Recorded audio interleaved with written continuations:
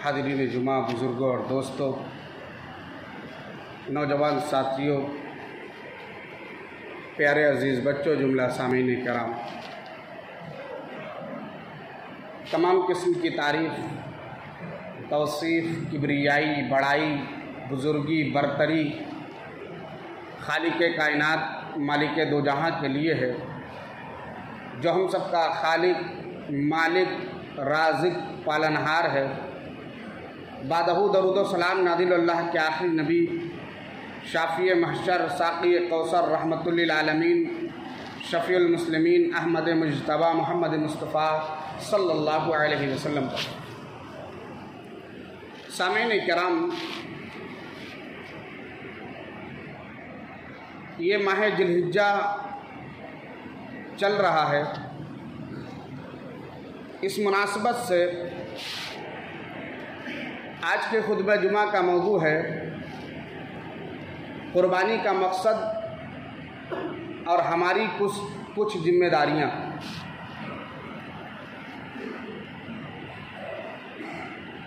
ये वो महीना है जिसमें इबादतों का मजमुआ है। रोज़ा, नमाज, हज, दुआ, तिलावत, ये तमाम इबादतें इसमें जमा हो जाती हैं। ये मकाम व मर्तबा किसी भी और महीने को हासिल नहीं है कि इतनी इबादतें एक साथ इकट्ठी हो जाए।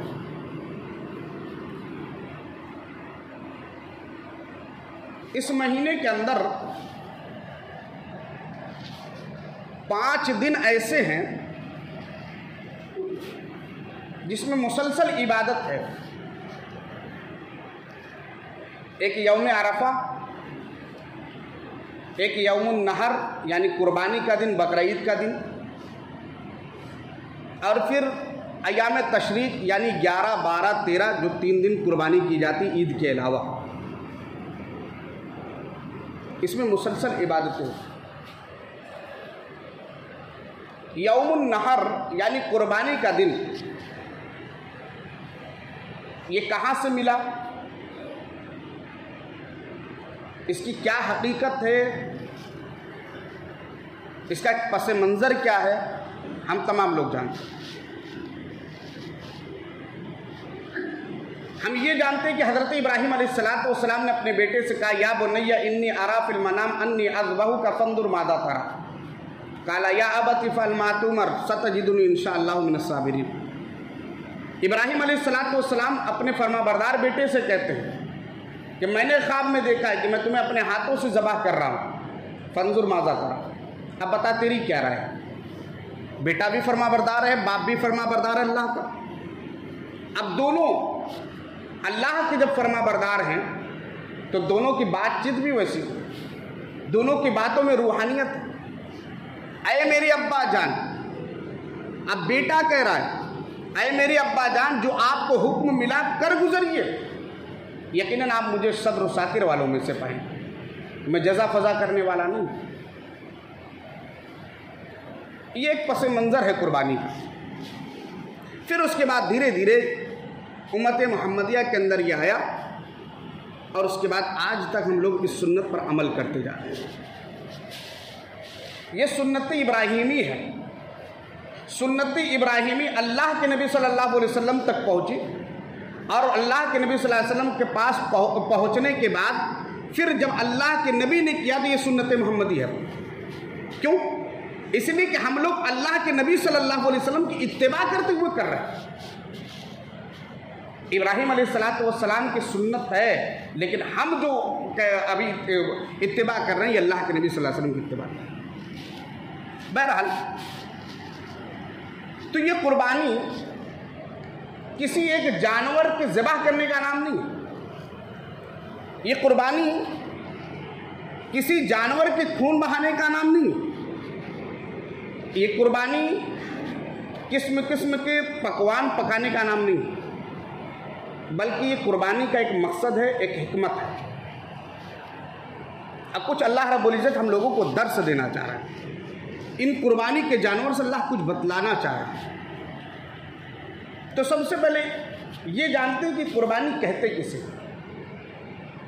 कुर्बानी ये लफ्ज़ कुर्बान से बना है। अरबी का एक लफ्ज़ कुर्बान है, जिसके माने होते हैं करीब होने के, नज़दीकी हासिल करने। इस्तिलाह में कहते हैं कि वो काम जिससे अल्लाह की कुर्बत हासिल की जाए, अल्लाह के नज़दीक पहुँचे, अब वो चाहे रोज़ा हो, नमाज हो, हज हो, ज़कात हो, या मालिक के मर्ज़ी की खातिर जान और माल तक की बाजी लगा देनी पड़े, इसी को कुर्बानी कहते हैं। पता ये लगा कुर्बानी का लफ्ज़ जानवर के साथ खास नहीं है। हम माल के ज़रिए भी कुर्बानी देते हैं, बदनी भी कुर्बानी देते हैं, हम लोग हज भी करते, ये भी एक कुर्बानी है, एक मुजाहिदा है। और इसी तरीके से नमाज पढ़ते, अपने नफ्स की कुर्बानी देते हैं। नफ्स कह रहा है गुनाहों की तरफ जाने के लिए, लेकिन हम नफ्स की कुर्बानी देते हैं, नफ्स की बात नहीं मानते, बल्कि हम अल्लाह की इबादत करते हैं। ये कुर्बानी का माना और मतलब। कुर्बानी का मकसद क्या है? अल्लाह हमें क्या बतलाना चाह रहा है? अल्लाह हमें क्या दर्स देना चाह रहा है? तो कुर्बानी के ज़रिए अल्लाह रब्बुल इज़्ज़त हम लोगों को इखलास का दर्स दे रहा है। किस चीज़ का? नेक नियति, खुलूस और लिल्लाहियत का। ये कुर्बानी सिर्फ अल्लाह के लिए, ये दर्स है इसमें। और याद रखिएगा, अमल के अंदर इखलास रीढ़ की हड्डी के मानिंद है। जैसे जिस्म के अंदर रीढ़ की हड्डी नहीं तो खराब है जिस्म, अमल के अंदर अगर इखलास नहीं तो वो अमल भी ख़त्म है। जिस अमल के अंदर इखलास है, याद रखिए कि वो इसमें 4 चांद हैं, और जिसमें इखलास नहीं है वो नाकारा है, बेकार है। अल्लाह रब्बुल इज़्ज़त कुरान मुक़द्दस के अंदर बड़े ही वादे अंदाज में फरमाता है, सूरह अनाम आयत नंबर 162 में, कुल इन्ना सलाती व नुसुकी व महयाया व ममाती लिल्लाहि रब्बिल आलमीन। ऐ नबी आप बतला दीजिए, ऐ नबी आप कह दीजिए, क्या कहना है? ये कह दीजिए कि बेशक मेरी नमाज, मेरी कुर्बानी और मेरा जीना, मेरा मरना लिल्लाहि रब्बिल आलमीन, दोनों जहान के मालिक के लिए है। यानी मैं नमाज़ें अल्लाह के लिए पढ़ता हूँ, कुर्बानी अल्लाह के लिए कर रहा हूँ। मैं जो जी रहा हूँ, ये ज़िंदगी का मकसद भी सिर्फ अल्लाह के लिए है। अब उसके बाद जो मरना भी है, ये किसी इंसान की वजह से नहीं, बल्कि अल्लाह के लिए। ये अल्लाह रब्बुल इज़्ज़त की खुलूस, अल्लाह रब्बुल इज़्ज़त के लिए इखलास और लिल्लाहियत का दर्स है। एक दूसरी आयत में अल्लाह कहता है, फसल्लि लिरब्बिका वन्हर। ए नबी, बस अपने रब के लिए नमाज पढ़िए और अपने रब के लिए कुर्बानी कीजिए। बस अपने रब के लिए नमाज पढ़ो, अपने रब के लिए कुर्बानी करो। यहाँ पर भी ये दर्स दिया गया कि कुर्बानी अल्लाह के नाम पर, और इसी तरीके से नमाजें जो वो अल्लाह के लिए। एक हदीस और देखते हैं, एक हदीस देखते हैं। इस हदीस के रावी हज़रत अबू उमामा अल-बाहिली रज़ियल्लाहु ताला अन्हु हैं, और यह हदीस सुनन नसई में 3140 नंबर। अल्लाह के नबी सल्लल्लाहु अलैहि वसल्लम फरमाया, इन्नल्लाह ला यक़बलु मिनल अमली इल्ला मा काना लहू खालिसन वब्तुगिया वजहू, कि अल्लाह रब्बुल इज़्ज़त उस अमल को कबूल नहीं करता है, उस अमल को अल्लाह रब्बुल इज़्ज़त कबूल नहीं करता है जिसके अंदर खुलूस और लिल्लाहियत ना, अल्लाह के लिए ना, दिखावा आ जाए, रियाकारी आ जाए, अल्लाह उसके मुंह पर उठा कर मार। नमाज के अंदर दिखावा आ जाए, क़यामत के दिन अल्लाह मार देगा। ज़कात दे रहे हैं, सदका व खैरात कर रहे हैं, कुर्बानी कर रहे हैं, जो भी इबादत कर रहे हैं, अगर मकसद ये कि फ़ला देख ले, मोहल्ले वाले जान जाए कि फ़लाँ हाजी साहब हैं, फ़लाँ इतनी कुर्बानी करते हैं, फ़लाँ इतने सदका व खैरात करते हैं, दिल के अंदर ये चीज़ अगर आ जाए, ये मैल अगर राई के बराबर भी अगर बैठ जाए, ख़त्म। अल्लाह के लिए नहीं तो अल्लाह कबूल नहीं करेगा, अल्लाह मुंह पे मार देगा। और रियाकारों के लिए अल्लाह रब्बुल इज़्ज़त ने जहन्नम में घसीट कर फेंकने के लिए कहा। जो रियाकारी के तौर पर, दिखावे के तौर पर लोगों में नाम हो जाए, लोग जान जाए कि ये फला आदमी है, ये काम करते हैं, अल्लाह रब्बुल इज़्ज़त ऐसे मालदार को, ऐसे हाफिज़ को और ऐसे मुजाहिद को जो सिर्फ दिखाने के लिए लड़ाई करने गया, जो सिर्फ दिखाने के लिए, सुनाने के लिए कुरान पढ़ रहा है, अच्छी आवाज़ में इसलिए पढ़ रहा है ताकि लोग जान जाए ये अच्छी आवाज़ वाला है। और इसी तरीके से एक मौलाना तकरीर इस वजह से कर रहे हैं ताकि खुतबा के बाद मेरी तारीफ होने लगे कि मौलाना गुफरान ने बड़ी अच्छी तकरीर की। तो याद रखिएगा कि गुफरान को भी घसीट कर फेंक दिया जाएगा। अल्लाह कहेगा घसीटो इसे मुंह के बल और ले जाकर जहन्नम में फेंको। और वो मालदार भी आएगा जिसने पूरे माल दौलत को, पूरी जिंदगी माल दौलत को अल्लाह के राह में खर्च किया, लेकिन अल्लाह जब पूछेगा क्या क्या किया, बताएगा अल्लाह ने कहा लोगों को दिखाने के लिए घसीट कर फेंक दिया जाएगा। फरिश्ते हुक्म के इंतजार में। इसलिए अमल के अंदर इखलास ज़रूरी है, अमल के अंदर इखलास ज़रूरी है। नेकी करो, लोग देख ले रहे, फिर भी दिल के अंदर ये होनी चाहिए अल्लाह कबूल फरमा ले, अल्लाह मुझे रियाकारी से बचा ले, लोग ना देखे तो उसे छुपा ले। लेकिन आज मामला उल्टा होता जा रहा है। आज इबादत में भी सेल्फी है, आज काम धंधे में भी सेल्फी है, और इसी तरीके से कुर्बानी में भी। नेकी कर सोशल मीडिया पे डाल। पहले क्या था, नेकी कर दरिया में डाल यानी छुप जाए वो। अब नेकी कर सोशल मीडिया पे डाल। काबे का तवाफ है, हम सोशल मीडिया पर हैं। कुर्बानी कर रहे हैं, जानवर आ गया, सोशल मीडिया पर है, वो स्टेटस पर है, हमारे ये बकरे आ गए हैं, हमारी ये चीज़ें हैं। अगर ये दिखावा हम कर रहे हैं, अल्लाह के लिए रुक जाओ, अल्लाह के लिए बच जाओ। अब कोई सोशल मीडिया पर नहीं डाल रहा है, लोग अरे भाई आइए आइए मेरा बकरा देख लीजिए, अरे भाई आइए आइए जरा मेरा बकरा देख लीजिए। गांव मोहल्ले में टहला रहा है, घर के बाहर बांध दे रहा है ताकि लोग देखें, ताकि लोग देखें। दिल के अंदर अगर ये चीज़ है, ये कुर्बानी आपके लिए कोई कुर्बानी नहीं, ये आपके लिए गोश्त खाना हुआ, बस कुर्बानी का हक अदा नहीं हुआ। कुर्बानी का हक ये कि सिर्फ अल्लाह के लिए, दिखावा ना हो उसमें। हाँ चलिए भाई पड़ोस भाई लोग हैं, भाई आपने बकरा, हाँ भाई लाया, ये देख लीजिए। अब पूरे मोहल्ले के लोगों को, काम वालों को और अपने मिलने जुलने वालों को बुलाया जाए, व्हाट्सअप खिलाया जाए, भाई ये मैं बकरा लिया हूँ, ये बकरा लिया हूँ। इखलास नहीं है इसमें। अल्लाह के वास्ते मेरे भाइयों, ये फितना बहुत तेज़ी के साथ बढ़ रहा है, रुक जाइए ज़रा। अल्लाह रब्बुल इज़्ज़त के लिए कुर्बानी कर रहे हैं, साल में एक बार मौका मिल रहा है, रियाकारी और नमूद से इसको पाक कीजिए। इसी तरीके से कुर्बानी का एक मकसद तकवा इख्तियार करना, दिल के अंदर अल्लाह का डर पैदा हो, रियाकारी ना आए, ताकि ये डर पैदा हो कि अल्लाह रब्बुल इज़्ज़त मेरी ये मेरे तरफ से ये अदना सा ये जानवर है, अल्लाह तू इसे कबूल फरमाना। अल्लाह तू नहीं कबूल करेगा तो कैसे क्या होगा।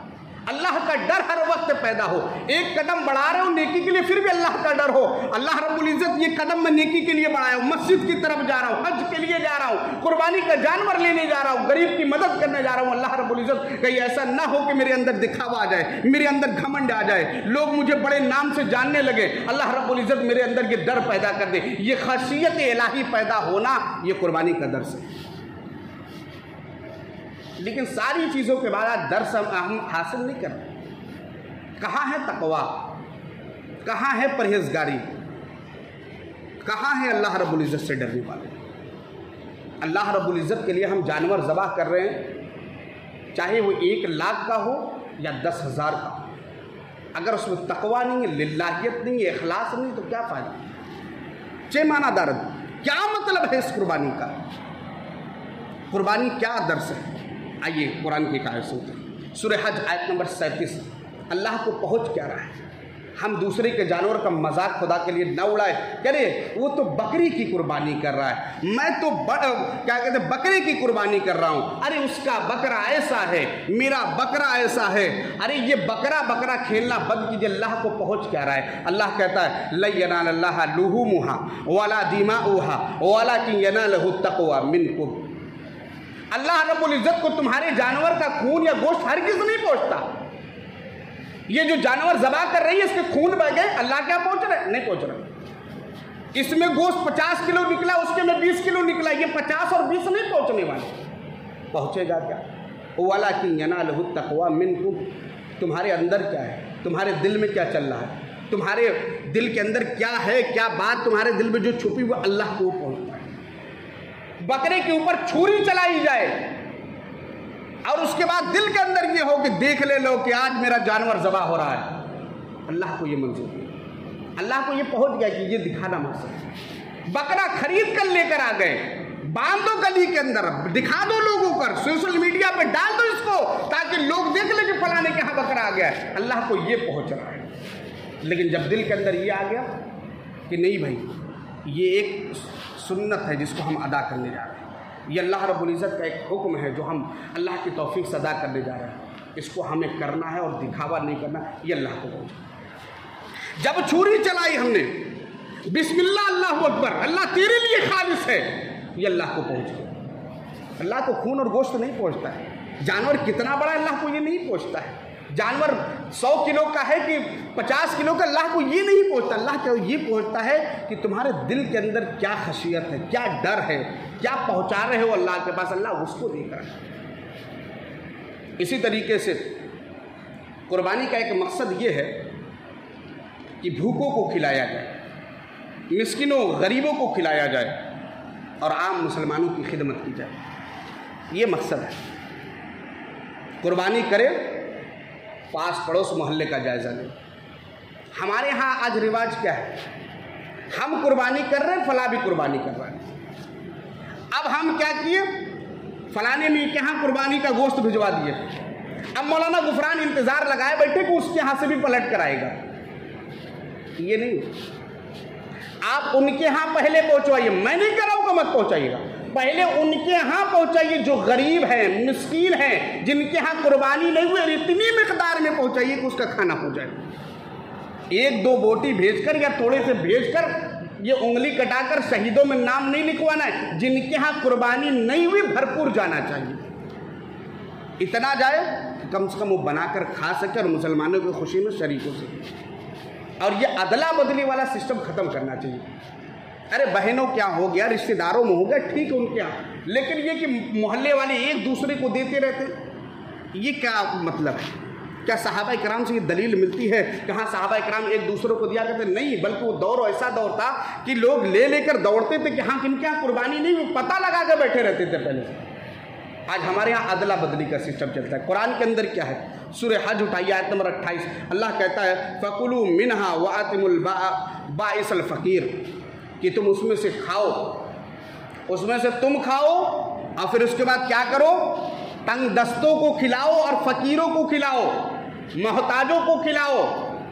अल्लाह ने निशानदेही कर दी, जो तंग दस्त हैं, जिनके हाथ बंधे हुए हैं, उनके पास इतनी आमदनी नहीं है कि वो कुर्बानी कर सकते, ये तंग दस्त हैं, इनकी मदद करो, इनके हाथ। फ़कीर जो है, मिस्कीन मोहताज जो हैं, जिनके पास खाने का इंतजाम नहीं, उनके पास भेजो।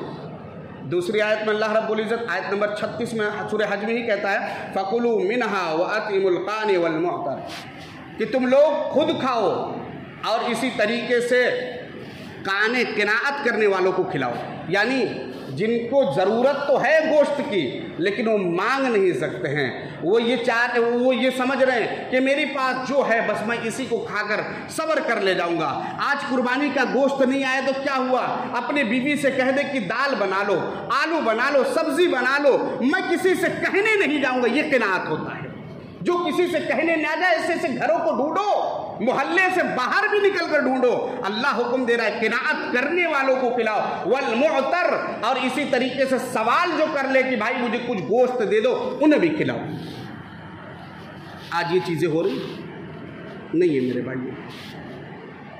हम जब अदला बदली के खेल से फारिग होंगे ना, तब हमें ये एहसास होगा कि कुर्बानी का असल मकसद है क्या चीज़। आइए नबी के दौर में चलते हैं। अल्लाह के नबी सल्लल्लाहु अलैहि वसल्लम से सवाल किया गया, किस बारे में? कुर्बानी के गोश्त के ताल्लुक से। हदीस मुस्लिम शरीफ की 1971 नंबर की। अल्लाह के नबी सल्लल्लाहु अलैहि वसल्लम से सवाल किया गया, अल्लाह के नबी सल्लल्लाहु अलैहि वसल्लम कुर्बानी के गोश्त के बारे में ज़रा बतला दीजिए, कैसे खाए कैसे खिलाए। अल्लाह के नबी ने कहा खुद खाओ, रिश्तेदारों को खिलाओ और इसी तरीके से गरीबों को खिलाओ, ताकि वो गरीब खाकर अमीर जैसे ईद मना रहे हैं, खुशी मना रहे हैं, उनकी खुशी में वो भी शामिल हो सके। अल्लाह के नबी ने कहा फ़कुलू वद्दखिरू वसद्दकू, तुम लोग खाओ, ज़ख़ीरा अंदोज़ी करो, वसद्दकू, सदका करो। ज़ख़ीरा अंदोज़ी यानी उसको रख भी लो। भाई आज एक वक्त हम खा लिए, दूसरे वक्त भी ये खाएंगे, लेकिन वसद्दकू, सदका के बाद पहले गरीबों तक पहुँच जाए। आपको पहुंचाने में अगर पूरा बकरा खत्म हो जाए तो खत्म हो जाने दीजिए, लेकिन उनका हक नहीं छूटना चाहिए। अगर हक छूट गया क़यामत के दिन पकड़ हो जाएगी। अब कहते मौलवी साहब इतना हिस्सा बांटना है ना, ये हिस्सा की बात पूरे हदीस की किताब में नहीं है। ये हिस्से की जो बात आती है ना, इतना हिस्सा करना चाहिए, उतना हिस्सा करना, कहीं नहीं है। अगर हिस्सा से ज़्यादा अगर आ जाए, गरीब लोग तो आप नहीं देंगे, क्या करेंगे कि ये चीज़ है कि इतना ही हिस्सा होना चाहिए, इतना हिस्सा हमने बांट दिया।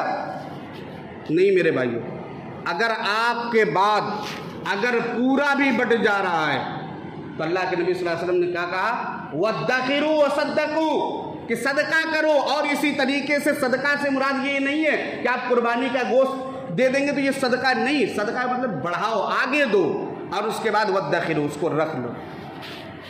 अब रखना कितना देंगे, इस मसले का भी हल तो चाहिए। कितना रखें, कहाँ तक रखें। एक हदीस और दो, अब इब्ने माजा की हदीस 3313 नंबर की हदीस, अल्लाह के नबी सल्लल्लाहु अलैहि वसल्लम की हदीस अन आयशा रज़ियल्लाहु ताला अन्हा क़ालत लक़द कुन्ना नरफ़उ क़ुरआ। हज़रत आयशा सिद्दीक़ा कहती हैं कि अल्लाह के नबी सल्लल्लाहु अलैहि वसल्लम के ज़माने में हम लोग बकरे का पाया उठाकर रख दिया करते थे। क्या? बकरे के पाये को हम लोग उठाकर रख देते थे। या अकुलूहु रसूलुल्लाह सल्लल्लाहु अलैहि वसल्लम बाद 15 मिनल अदाही, अल्लाह के नबी सल्लल्लाहु अलैहि वसल्लम बकरा ईद के 15 दिन के बाद उसको खाया करते। पता क्या लगा? पता ये लगा कि इसकी कोई मियाद नहीं है। अगर आपके पास जिस हिसाब से गुंजाइश है, 1 दिन की गुंजाइश, 2 दिन की गुंजाइश, 15 दिन की गुंजाइश, 1 महीने की गुंजाइश, रख सकते हैं। लेकिन गरीबों के हक के बाद, बार बार मैं इस बात को कह रहा हूं, गरीबों का हक हो जाए उसके बाद रखिए, तब आप रख कर खाइए उसको। ये हक है कुर्बानी का, ये कुर्बानी का मकसद है। कुर्बानी का मकसद ये नहीं है कि सिर्फ हम खाएं, हम जिए। कुर्बानी करिए, दूसरों को खिलाइए, आपको रखने की इजाज़त है, लेकिन उनके हक के बाद। हमारी कुछ जिम्मेदारियां हैं भाई। हमारी जिम्मेदारी क्या है? हमारी जिम्मेदारी ये है कि इस अशरे में अरफा के दिन यानी 9 जिलहिज्जा को फजर के नमाज के बाद से 13 तारीख को असर तक हर नमाज के बाद सलाम फेरने के बाद हम अल्लाह की तकबीर बुलंद आवाज़ से बयान करेंगे, अल्लाहु अकबर अल्लाहु अकबर ला इलाहा इल्लल्लाह। ये कब? अरफा को फजर के 9 तारीख को अरफा के दिन, यानी हिंदुस्तान में जब 9 तारीख बुध को होगा, बुध को फजर के नमाज के बाद से लेकर आप 13 तारीख तक हर फर्ज नमाज के बाद ये तकबीर पढ़ेंगे। एक जिम्मेदारी हमारी है। दूसरी जिम्मेदारी ये है कि हम अरफा का रोज़ा रखेंगे, यकीनन रखेंगे, और अगर कोई माजूर है ना रख पाए तो कोई अर्ज नहीं। और इसी तरीके से अब मसला ये है कि अरफा का रोज़ा किस दिन रखें। तो देखिए भाई, कबूल करने वाला अल्लाह ताला है।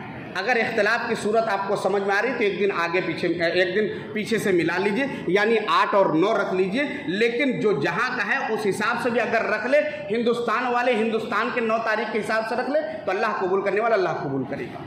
अब तीसरी जिम्मेदारी क्या है कि हम बकरा ईद वाले दिन नमाज पढ़ेंगे, नमाज पढ़ने के बाद कुर्बानी करेंगे। और उस कुर्बानी से पहले हमारे लिए ज़रूरी यह है कि छुरी को अच्छी तरीके से तेज़ करेंगे। ऐसा नहीं है कि कुंद छुरी लेकर आ जाएं और हम जानवर को ज़बह करने लगे।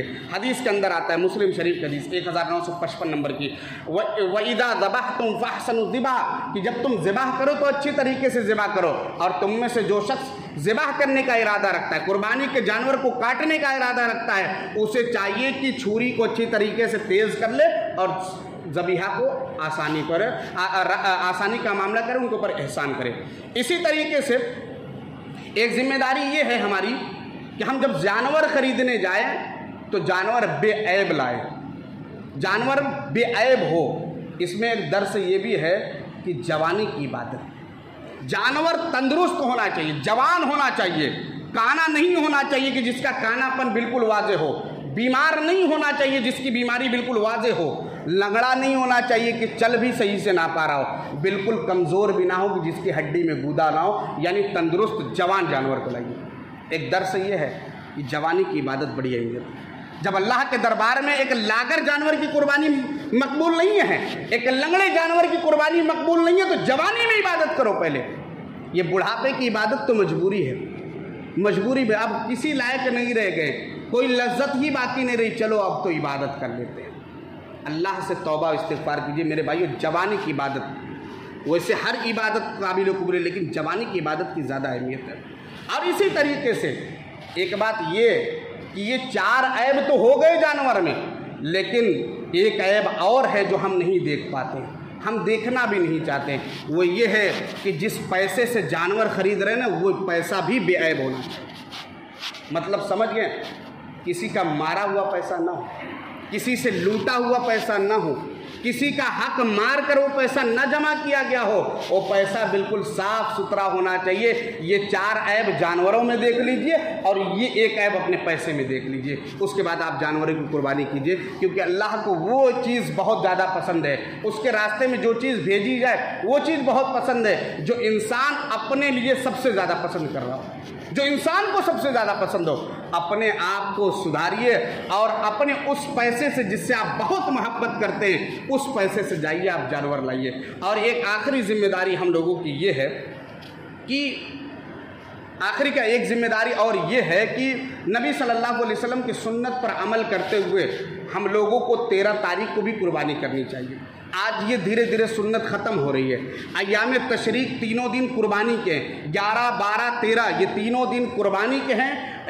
इन तीनों दिनों में हाजी लोग कंकड़ी मारते हैं जाकर मिना के मैदान में, ये अय्याम तशरीक कहलाता है। और अल्लाह के नबी सल्लल्लाहु अलैहि वसल्लम की हदीस है, कुल्लु अय्याम तशरीक ज़िबहुन, क्या पूरा अय्याम तशरीक ज़िबाह का दिन है। तो जो 12 तक हम लोग क्या रिवाज बन गया है, 13 को भी कुर्बानी कीजिए, 13 की भी सुन्नत को ज़िंदा कीजिए।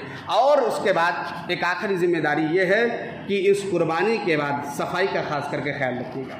सफाई ये किसी और का आर्डर नहीं है, मेरे नबी सल्लल्लाहु अलैहि वसल्लम का आर्डर है। अत्तहुरु शत्रुल ईमान, कि ये पाकी और सफाई आधा ईमान है। आप जानवर के फजला को इधर उधर ना फेंकें, बल्कि उसको इकट्ठा कीजिए, जहाँ पर जगह हो वहाँ पर ले जाकर फेंकिए, या फिर किसी जगह पर ले जाकर उसको गाड़ दीजिए ताकि बदबू ना फैले, ताकि उससे दूसरे लोगों को, आने जाने वालों को तकलीफ़ ना हो।